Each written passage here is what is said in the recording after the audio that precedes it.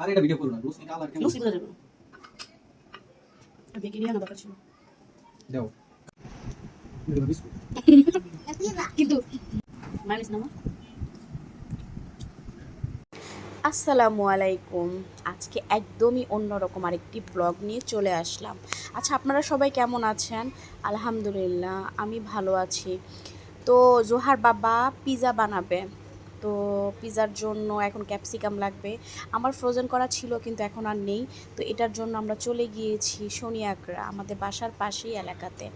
তো সেখানে যাওয়ার পরে ক্যাপসিকামের কি দাম কি বলবো, লাল কালার আর হলুদ কালারেরটা 800 টাকা করে বলছে। যদিও এখন নিতে হবে, কিছু করার নেই।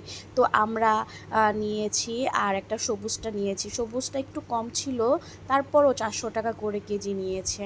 তো এইগুলো নিয়ে তারপর আমাদের পিৎজার জন্য কিছু মশলা ছিল যেগুলো আমাদের শেষ হয়ে গিয়েছিল, বাসায় ছিল কিন্তু এখন নেই, সেগুলো নিয়ে এসেছি। তো নিয়ে আসার পরে এই যে এখন আমাদের ক্যাপসিকামও কিনা হয়ে গিয়েছে। তারপর আমরা একটা শোরুমে চলে গেলাম মিনা বাজারে, যেখানে গিয়ে আমরা এই যে চিজ মোজারেলা যেটা বলে সেটা নিয়েছি একটা। তারপর বের হয়ে গিয়েছি, কারণ সময় কম, গিয়ে আবার আমাদের পিৎজা বানাতে হবে। যদিও আমি গতকালকে রাতেই আমি এটার জন্য ডোটা বানিয়ে রেখেছিলাম যেন সুবিধা হয় বানাতে। তো এই যে আরও যা যা মশলা ছিল নিয়ে আমরা চলে এসেছি। তো এই দিক দিয়ে জোহার বাবা অলরেডি পিৎজা বানিয়ে ফেলতেছিল। আমি ভিডিও শুরু থেকে করতে পারিনি, কিন্তু সমস্যা নেই, নেক্সট আমি পুরো ভিডিওর রেসিপি আমি দিব। এত মজা হয়েছে কি বলবো। এই যে এখানে মাশরুম, তারপরে সসেস, তারপরে পিৎজার যে সসটা সেটাও কিন্তু জোহার বাবা বাসায় নিজে বানিয়েছে। তারপর এই যে ক্যাপসিকাম, তারপর পেঁয়াজ, সব কিছু একদম রেডি করে দিয়েছিলাম। তো এই দিক দিয়ে জোহার বাবা একদম সাজিয়ে ফেলেছে। ডোটাও দেখেন, পিৎজার প্লেট, এগুলো কিন্তু সব জোহার বাবা অনলাইন থেকে এনেছে।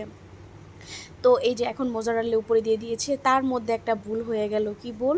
এই যে দেখেন, মোজারেল্লাটা প্রথমে এক লেয়ার দিয়ে তারপরে উপরে সব কিছু দিয়ে তারপর আরেক লেয়ার দেওয়া দরকার ছিল, কিন্তু প্রথমে লেয়ারটা দিতে ভুলে গিয়েছে। তারপরও যাই হোক, ফার্স্ট টাইম বানাচ্ছি আমরা, তাও আবার ওভেনে বানানো হয়নি, চুলায় বানানো হয়েছে, কিন্তু এবার আমরা ওভেনে বানাচ্ছি। আর এই যে এই ট্রেটা নিয়েছি, পিৎজার যে ট্রে বলে, সেটা অনেক সুন্দর। আর এই যে দেখেন, আলহামদুলিল্লাহ আলহামদুলিল্লাহ, দেখতে এত সুন্দর হয়েছে, খেতেও কিন্তু অনেক মজা হয়েছে। ইনশাআল্লাহ নেক্সট ভিডিওতে আমি যখন নেক্সট বানাবো তখন অবশ্যই একদম পুরো রেসিপি দিব আমরা কিভাবে এই পিৎজাটা বানিয়েছি। কিন্তু আজকে এতটা মজা হবে বা এত ভালো হবে কখনোই ভাবতে পারিনি, যার জন্য প্রথমে শুরু থেকে ভিডিওটা করা হয়নি। কিন্তু নেক্সট ভিডিওতে অবশ্যই আপনাদের সাথে শেয়ার করব। তো পিৎজা তো হয়ে গিয়েছে। তো জোহার বাবা বলতেছিল যে মেয়োনিজ ছাড়া এটা খেতেই ভালো লাগবে না। তো সাথে সাথে আবার জোহার বাবা এটা বানিয়ে ফেললো। তো এই মেয়োনিজ দিয়ে পিৎজাটা খেতে কি যে মজা লেগেছে।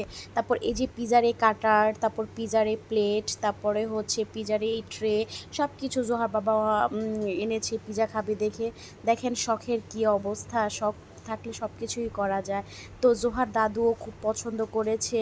উপরের ব্রেডটা একটু হার্ড হয়েছে, কারণ আমাদের ওভেনের টাইমটা একটু ভুল হয়েছিল প্রথমে দিতে, কিন্তু তারপরে নেক্সট আর ভুল হবে না ইনশাআল্লাহ।